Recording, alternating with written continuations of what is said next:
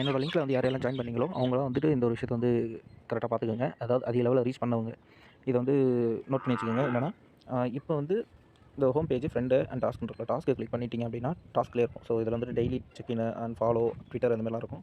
அது பக்கத்தில் பார்த்தீங்கன்னா அச்சீவ்மெண்ட் இருக்குல்ல. ஸோ இது கிளிக் பண்ணிட்டீங்க அப்படின்னா இந்த எத்தனை 1 2 3 4 9 இருக்குது மொத்தமாக. இந்த 9லையும் கிளிக் பண்ணி பாருங்கள். ஸோ நீங்கள் ஒரு டாஸ்க்கு நீங்கள் அச்சீவ்மெண்ட் முடிச்சிருந்தீங்கன்னா அது தகுந்த மாதிரி ரிவார்டு வரும். 2K 10K 1000 அதுக்கப்புறம் 1 மில்லியன் 5 மில்லியன் அதுக்கப்புறம் 1 பில்லியன் கூட ரிவார்டாக கிடைக்கும். இதில் வந்து அதிகபட்சமாக வந்து நான் 2 தடவை ரீச் ஆனது என்னன்னா 100 பில்லியன் நான் ரீச் பண்ணேன் அப்படின்னா 10 பில்லியன் எனக்கு வந்து ரிவார்டாக க்ளைம் ஆகும்.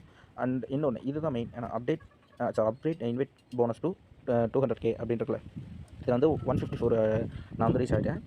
இது இன்னும் 200 ரீச் ஆச்சு அப்படின்னா எனக்கு வந்து 10 பில்லியன் வந்து எனக்கு கிடைக்கும். ஆனால் வந்து அது ஒன்று டவுட் தான்.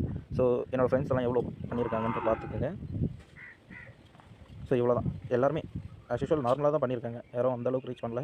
ஸோ எனிவேஸ் எனக்கு அது முக்கியம் இல்லை. எனக்கு ரீச் பண்ணாலும் எனக்கு பிரச்சனை இல்லை. ஏன்னா வந்து நான் ஆல்ரெடி 10 பில்லியன் வந்து நான் கேம் ப்ளே பண்ணி மட்டுமே நான் ரீச் பண்ணிட்டேன்.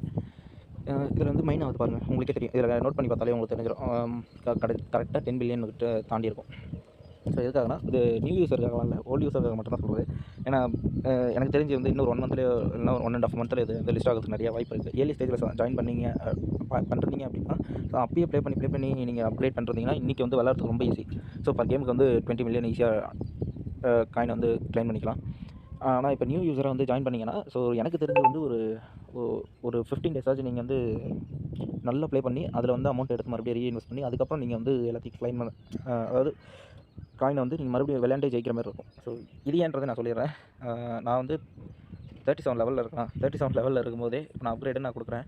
கீழே பார்த்தீங்கன்னா 2 பில்லியன் கேட்குது. 2 பில்லியன் டோக்கன் கொடுத்தா தான் நான் இவ்வளோ தூரம் அடுத்து வந்து மைனிங் ஸ்பீடை வந்து 6 பில்லியனாக மாறும். ஸோ எனக்கு அது தேவையில்லை.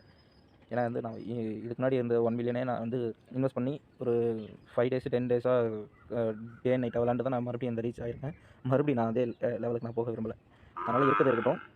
அந்த அப்கிரேட்லாம் பார்த்தீங்கன்னா நான் எவ்வளவோ அதிகமாக செலவு பண்ணுறேன். ஒவ்வொரு இதுக்குமே வந்து அதிகமாக செலவு பண்ணுறேன். பார்த்தீங்கனாலே தெரியும். ஸோ உங்களால் வர்றதுக்கு முடியாது. நியூ யூஸரால் வர முடியாது. மேபி ஓல்டு யூஸர் ட்ரை பண்ணி பாருங்கள். அதை தான் சொல்லுவேன். ஏன்னா எந்த ஒரு ஏட்ராப்பையும் விட்டு கொடுத்துட வேணாம். அண்ட் இல்லாமல் கேமிங் வந்து பக்காவாக இருக்குது. ஸோ அதுக்காக தான் நான் இதை சஜெஸ்டே பண்ணேன். அண்ட் பினான்ஸ் பேக்னு வேறு சொல்கிறாங்க. பார்ப்போம் இது எந்தளவுக்கு ரியலாக இருக்குன்ட்டு.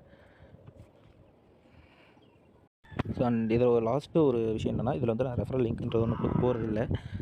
காரணம் என்ன, new user don't try this.